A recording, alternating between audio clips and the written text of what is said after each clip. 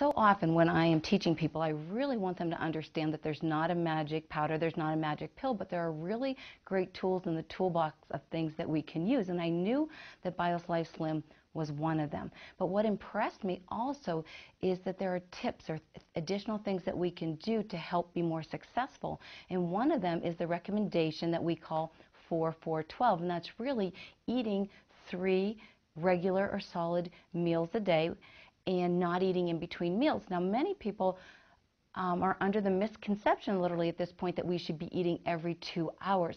But right before Slim was introduced, I had attended a conference on obesity, and there were researchers basically from throughout the United States that were addressing the entire concept of not only are we having problems with taking in too many calories, do we have problems with insulin resistance, but there's a whole nother area called leptin resistance. And the research suggests, even in populations of people who are extremely overweight, that one of the ways that we can address this leptin resistance is by having periods of time where we do not eat. And one of the guidelines is not to eat after 6 p.m. That's really right in line with our 4-4-12, that you go 12 hours between the time you eat your last meal of the day and eating again. I was very impressed when I reviewed the tips that we were offering to people who started on Slim, that state-of-the-art research that I had just learned about was really being integrated